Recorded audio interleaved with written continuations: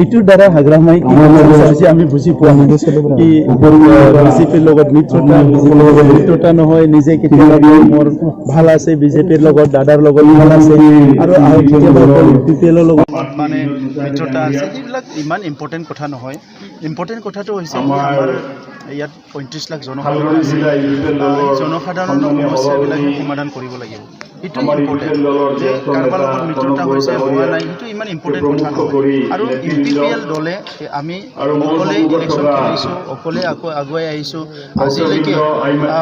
ৰাইজে আমাক কৈছে কি আপোনালোকে অকলে আগুৱাই যাওক আমি সেইটো দলটো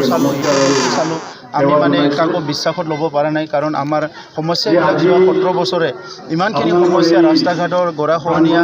স্কুল কলেজৰ সমস্যা অৰ্থনৈতিক সমস্যা কোনো সমাধান কৰা নাই এই কাৰণে UPPL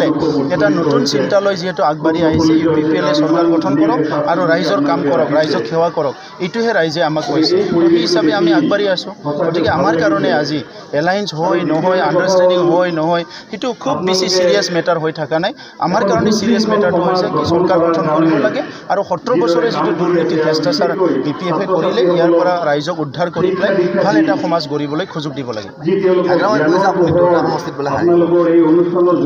হাগ্ৰামাতো বহুত কথা কয় কিন্তু হাগ্ৰামাৰ কথাবিলাক চব নহয় ন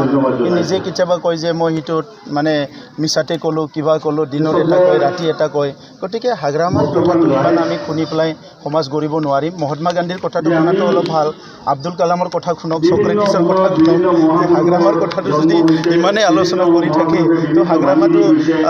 নাহে তেখেত ফিল'চফাৰ হয় না কি হয় 17 বছৰৰ এটা দায়িত্ব পাইছিলে ৰাইজে মৰম কৰি দায়িত্ব এটা দিছিলে সেইটো পালন কৰিব নোৱাৰিলে আৰু এইটো হাগ্ৰামা যদি আমাৰ কাৰণে হিৰো হৈ থাকে তেনেহ'লে এইটো সমাজখন আমি আগুৱাই লৈ যাব